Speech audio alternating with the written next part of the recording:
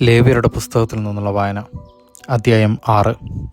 കർത്താവ് മോശയോട് അരുളിച്ചെയ്തു, സൂക്ഷിക്കാൻ ഏൽപ്പിച്ചതോ ഈടുവെച്ചതോ ആയ വസ്തു തിരിച്ചു കൊടുക്കാതെയും കവർച്ച ചെയ്തും അയൽക്കാരനെ വഞ്ചിക്കുക, പീഡിപ്പിക്കുക, കാണാതെ പോയത് കണ്ടുകിട്ടിയിട്ടും ആ കാര്യം നിഷേധിച്ച് കള്ളസത്യം ചെയ്യുക എന്നിങ്ങനെയുമുള്ള പാപങ്ങളിൽ ഏതെങ്കിലും ഒന്ന് പ്രവർത്തിച്ച് കർത്താവിനോട് അവിശ്വസ്തത കാണിക്കുന്നവൻ കുറ്റക്കാരനായിരിക്കും. ഒരുവൻ ഇങ്ങനെ പാപം ചെയ്ത് കുറ്റക്കാരനായാൽ അവൻ കവർച്ച കൊണ്ടോ മർദ്ദനത്തിലൂടെയോ കൈവശപ്പെടുത്തിയതും സൂക്ഷിക്കാൻ ഏൽപ്പിക്കപ്പെട്ടതും കാണാതെ പോയി കണ്ടുകിട്ടിയതും കള്ളസത്യം ചെയ്തു നേടിയതും എല്ലാം വിലയുടെ 5-ൽ 1 ഭാഗം കൂട്ടിച്ചേർത്ത് പ്രായശ്ചിത്ത ബലിയുടെ ദിവസം ഉടമസ്ഥന് തിരിച്ചു കൊടുക്കണം. കൂടാതെ പ്രായശ്ചിത്ത ബലിക്കുള്ള ചെലവനുസരിച്ച് നീ നിശ്ചയിക്കുന്ന വില വരുന്ന ഊനമറ്റ ഒരു മുട്ടാടിനെ ആട്ടിൻപറ്റത്തിൽ നിന്ന് കർത്താവിന് പ്രായശ്ചിത്ത ബലിയായി പുരോഹിതൻ്റെ അടുക്കൽ കൊണ്ടുവരണം. പുരോഹിതൻ കർത്താവിൻ്റെ മുമ്പിൽ അവനു വേണ്ടി പാപപരിഹാരം ചെയ്യണം. അപ്പോൾ അവൻ ചെയ്ത ഏതു കുറ്റത്തിൽ നിന്നും അവന് മോചനം ലഭിക്കും. നിരന്തര ദഹനബലി. കർത്താവ് മോശയോട് അരുളിച്ചെയ്തു, അഹ്റോനോടും അവൻ്റെ പുത്രന്മാരോടും ഇപ്രകാരം കൽപ്പിക്കുക, ദഹനബലിക്കുള്ള നിയമം ഇതാണ്. ബലിവസ്തു ബലിപീഠത്തിന്മേലുള്ള അഗ്നികുണ്ഡത്തിൽ രാത്രി മുഴുവൻ പ്രഭാതം വരെ വച്ചിരിക്കണം. ബലിപീഠത്തിലെ അഗ്നി തുടരെ കത്തിക്കൊണ്ടിരിക്കുകയും വേണം. പുരോഹിതൻ ചണം കൊണ്ടുള്ള വസ്ത്രവും കാൽച്ചട്ടയും ധരിക്കണം. കാഴ്ചവസ്തു അഗ്നിയിൽ ദഹിപ്പിച്ചുണ്ടായ ചാരം ബലിപീഠത്തിൽ നിന്ന് ശേഖരിച്ച് അതിൻ്റെ ഒരു വശത്തിടണം.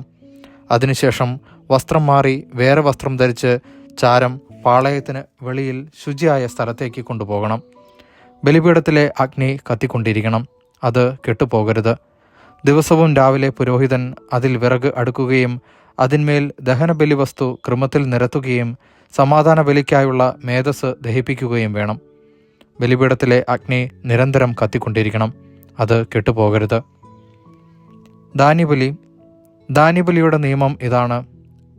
അത് അഹ്റോൻ്റെ പുത്രന്മാർ കർത്താവിൻ്റെ സന്നിധിയിൽ ബലിപീഠത്തിന് മുമ്പിൽ അർപ്പിക്കണം. പുരോഹിതൻ ധാന്യബലിക്കുള്ള നേരിയ മാവിൽ നിന്ന് ഒരു കൈമാവും അതിനുള്ള എണ്ണയും കുന്തിരിക്കവും മുഴുവനും എടുത്ത് സ്മരണാംശമായി ബലിപീഠത്തിങ്കൽ വെച്ച് കർത്താവിന് പ്രീതികരമായ സൗരഭ്യമായി അർപ്പിക്കണം. ശേഷിക്കുന്നത് അഹ്റോനും പുത്രന്മാരും ഭക്ഷിക്കണം. വിശുദ്ധ സ്ഥലത്ത് വെച്ച് പുളിപ്പില്ലാത്ത അപ്പമുണ്ടാക്കി വേണം അത് ഭക്ഷിക്കാൻ. സമാഗമ കൂടാരത്തിൻ്റെ അങ്കണത്തിൽ വെച്ച് അവർ അത് ഭക്ഷിക്കണം. അത് പുളിപ്പ് ചേർത്ത് ചുടരുത്. എൻ്റെ ദഹനബലികളിൽ നിന്ന് അവരുടെ ഓഹരിയായി ഞാനത് കൊടുത്തിരിക്കുന്നു. പാപപരിഹാര ബലി പോലെയും പ്രായശ്ചിത്ത ബലി പോലെയും അത് ഏറ്റവും വിശുദ്ധമാണ്. അഹ്റോൻ്റെ പുത്രന്മാർക്കെല്ലാവർക്കും കർത്താവിൻ്റെ ദഹനബലിയിൽ നിന്ന് ഭക്ഷിക്കാം. തലമുറ തോറും എന്നും നിലനിൽക്കേണ്ട നിയമമാണിത്. അവയെ സ്പർശിപ്പിക്കുന്നവയെല്ലാം അവരെല്ലാം വിശുദ്ധരായിത്തീരും. കർത്താവ് മോശയോട് അരുളിച്ചെയ്തു, അഹ്റോനും അവൻ്റെ പുത്രന്മാരും അഭിഷേക ദിവസം കർത്താവിന് സമർപ്പിക്കേണ്ട ബലി ഇതാണ്. ഒരു എഫായുടെ 10-1 നേരിയ മാവ് അനുദിന ധാന്യബലിയായി പകുതി രാവിലെയും പകുതി വൈകുന്നേരവും അർപ്പിക്കണം. അത് എണ്ണ ചേർത്ത് വറചട്ടിയിൽ ചുട്ടെടുക്കണം. അത് നന്നായി കുഴച്ച് ചുട്ട് കഷ്ണങ്ങളാക്കി ധാന്യബലി പോലെ കർത്താവിന് പ്രീതികരമായ സൗരഭ്യമായി അർപ്പിക്കണം. അഹ്റോൻ്റെ പുത്രന്മാരിൽ അവൻ്റെ പിന്തുടർച്ചാവകാശിയായി അഭിഷിക്തനായ പുരോഹിതൻ എന്നേക്കുമുള്ള നിയമപ്രകാരം അത് കർത്താവിന് സമർപ്പിക്കണം. അത് മുഴുവനും ദഹിപ്പിക്കണം. പുരോഹിതൻ്റെ ഓരോ ധാന്യബലിയും പൂർണ്ണമായി ദഹിപ്പിക്കണം, അത് ഭക്ഷിക്കാൻ പാടില്ല. പാപപരിഹാരബലി. കർത്താവ് മോശയോട് അരുളിച്ചെയ്തു, അഹ്റോനോടും പുത്രന്മാരോടും പറയുക, പാപപരിഹാരബലിയുടെ നിയമം ഇതാണ്. പാപപരിഹാരബലിക്കുള്ള മൃഗത്തെ കർത്താവിൻ്റെ സന്നിധിയിൽ ദഹനബലി മൃഗത്തെ കൊല്ലുന്ന സ്ഥലത്ത് വെച്ച് തന്നെ കൊല്ലണം, അത് അതിവിശുദ്ധമാണ്. പാപപരിഹാരബലി അർപ്പിക്കുന്ന പുരോഹിതൻ അത് ഭക്ഷിക്കണം. സമാഗമ കൂടാരത്തിൻ്റെ അങ്കണത്തിൽ വിശുദ്ധ സ്ഥലത്ത് വെച്ച് വേണം ഭക്ഷിക്കുവാൻ.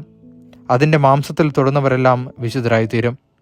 അതിൻ്റെ രക്തം വസ്ത്രത്തിൽ തെറിച്ചു വീണാൽ ആ വസ്ത്രം വിശുദ്ധ സ്ഥലത്ത് വെച്ച് കഴുകണം. അത് പാകം ചെയ്ത മൺപാത്രം ഉടച്ചു കളയണം. ഓട്ടുപാത്രത്തിലാണ് പാകം ചെയ്തതെങ്കിൽ അത് നന്നായി തേച്ച് കഴുകണം. പുരോഹിത വംശത്തിൽപ്പെട്ട എല്ലാ പുരുഷന്മാർക്കും അത് ഭക്ഷിക്കാം, അത് അതിവിശുദ്ധമാണ്.